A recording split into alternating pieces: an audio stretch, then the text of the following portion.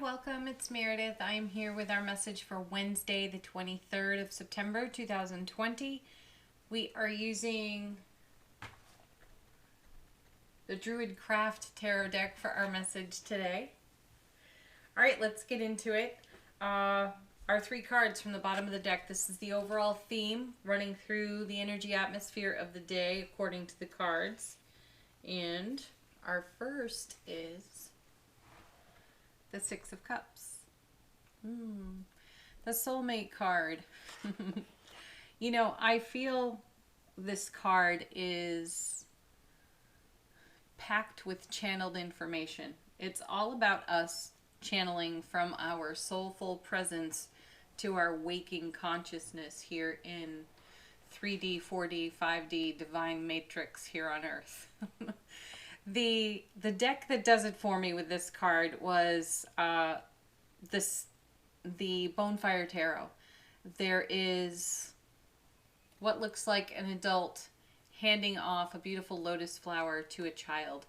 And when I saw that in that deck, I really felt that was our soulful presence connecting with our waking consciousness and bringing through guided information at just the right moment and in just the right way.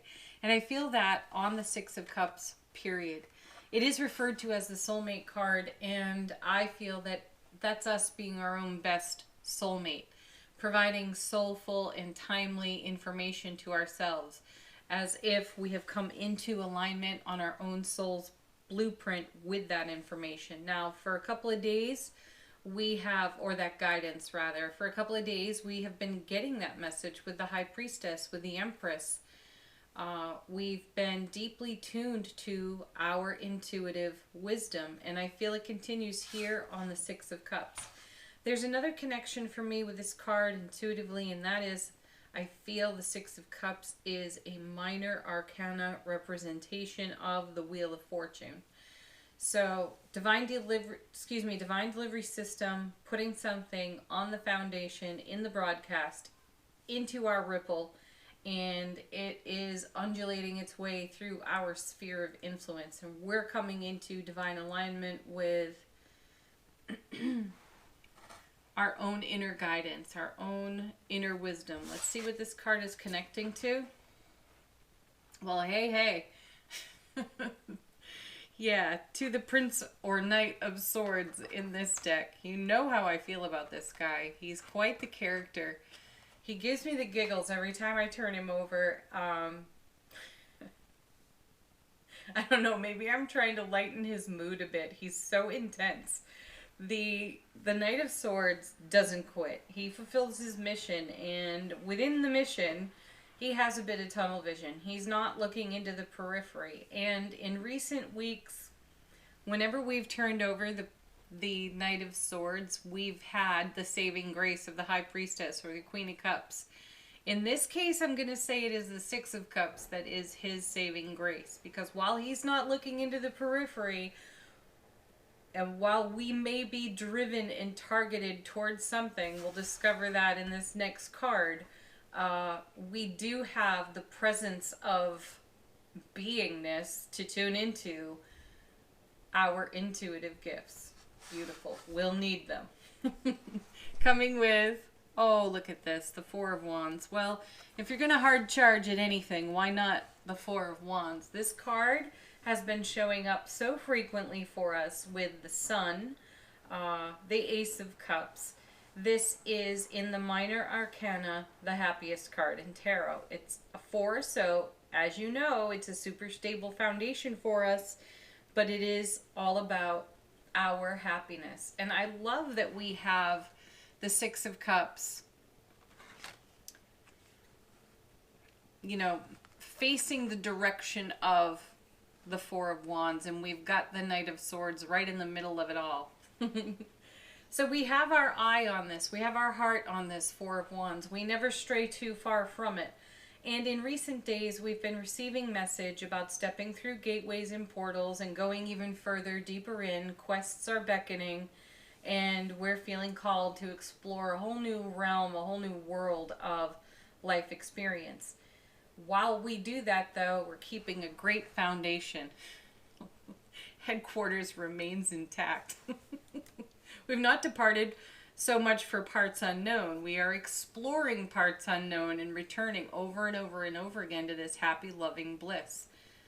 Fantastic. Let's see what else is on offer. Well, here he is again. The Emperor. In this deck, he is called the Lord. Look how intense he is. He looks pretty serious. He looks a little constipated. You cannot have a constipated Emperor. I know, I'm picking on him right now. I love the Emperor. He's one of my favorites of all time in tarot. He's the father of the tarot. But like the Knight of Swords here, he appears to have fixated on the mission. That's the energy coming off his card, though he is Aries fire, super direct, as I remind you so often. What I love most about the Emperor is not only is he a fierce warrior who will be off that throne in nanoseconds flat if need be to take action in any way necessary, but he's exceptionally generous with his wisdom. And my sense, my intuitive sense is that we're being called on for our intuitive wisdom. And we're standing on a great foundation in which to deliver it wherever it is called for or needed. And hence the intensity here of the Emperor. He is being of service. We are being of service. He is also very much a take action kind of guy. And we may be called to action as well. So we'll be in motion with our intuitive gifts. And exploring a new realm of happiness. Ooh, and our next card is Strength. Look at her. What a fantastic Strength card, right? This is no inexperienced young maiden, all innocent and at the mercy of a lion. No, this is a strong goddess woman, wise in her own right, and completely in harmony with her wild and free spirit. You can see it in the artwork, and that's the core of the message on the Strength card. Your wild and free spirit cannot be compromised. It must also remain intact. While headquarters still stands, there's safety, there's security, there's a beautiful foundation in which to roam wildly and in a free-spirited way. Kind of like the Knight of Swords might. Excellent. We're feeling our oats today, people, and we're on the go with it. Our next card, look at that, Wheel of Fortune, a divine delivery system represented twice in the reading. The universe is blessing us with some sort of gift, some surprise and delight that's quite inspirational to us. It gives us a lift. It gives us encouragement. And in a very strong and grounded way, we take all of our wisdom and life experience combined with all of our intuitive gifts, and we move dynamically on the Wheel of Fortune into the Ten of Cups. On repeat, you know, it's interesting, isn't it? Deck after deck after deck. It doesn't matter which one I pick up, these cards just keep turning over for us. If it's not the Ace of Cups, it's the Four of Wands. If it's not just the Four of Wands, it's the Sun, or it's all of them together in one reading. Not to mention, we're seeing a whole lot of the Emperor, the Empress, and so on. We are in a beautiful dynamic flow, and my feeling is these cards are confirming for us that we are taking full advantage of it. And oh my gosh, I just turned over the next card, and it's the Ace of Cups. Sitting right next to the Ten of Cups. Sitting right next to two tens, the Wheel and the Ten of Cups. Tens are all about fulfillment, completion, dreams coming true, and leveling up. Yeah, so all this intuitive guidance that we have on offer to us, that we are tapping into, that we are using flawlessly at this time, has us leveling up on our foundation. Isn't that magnificent? I mean, do a happy dance right now. We're in a beautiful overflow. Get up off your sofa, get out of your chair, whatever it is you're relaxing on, and do a happy dance, because this kind of message is worthy of it. And coming alongside the Ace of Cups is the Star. I am just now mentioning, you know, that we're having fulfillment, dreams coming true. The Star is all about that. You know, she comes after the Tower. That's us walking away from energies that don't serve us. That's been in our message for weeks now. And because those energies don't serve us, they've been swept off our foundation. They're out of our broadcast. They're no longer in our sphere of influence, which has made way for all of this love, joy, and bliss on overflow. Yes. And the Star is representative of more.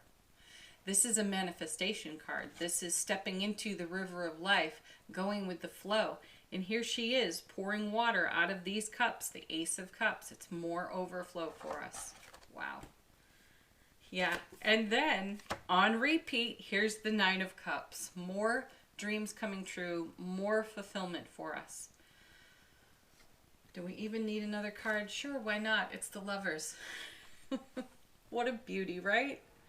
This card is all about choice. So here it is, one more time, another confirmation from the tarot, letting us know that we continue to choose in a way that is creating, building, expanding on a foundation of happiness. We are not quitting there. In Angel Answers, we continue to see, be assertive, take action.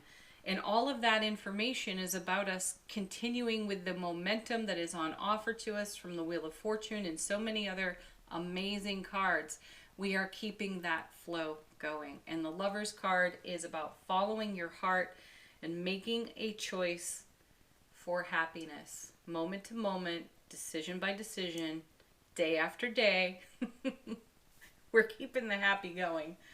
Oh. All right, here come the Angel Answers. Ask a question if you have one. I don't actually have one. These cards are more than adequate right now. Here's our soft, sweet, simple yes. That card is representative for me of the High Priestess in Tarot. It's the consistent yes. Whenever you have a question, just get into your heart space. Ask the question before you even get done saying or putting it out there. You'll have your answer. And it will not be chaotic. That's ego voice. Ego voice is chaotic. Intuitive guidance is consistent. Yes. It's consistent. It's stable. Next, we have opportunity. Again, as I've been saying, when we turn over, take action, or be assertive, I really don't think that's a problem for us at this time. This is just more encouragement to keep going, and so is the opportunity card. It's letting you know that there are plenty of opportunities on offer to us at this time. They don't have an expiration date, and we can explore them at our leisure. And then we have the trust card. Continue to trust yourself. And here it is, one of those wonderful dynamic cards. Don't stop, don't quit. Yeah. Like you needed reminding of that when you're already into this kind of amazing. All right, affirmation from the universe has your back. I always trust the direction of the universe and know I'm being guided. Well, there it is. The fantastic Universe Has Your Back deck summarizes the reading in one card once more. Truly, that's the whole message right there in one card.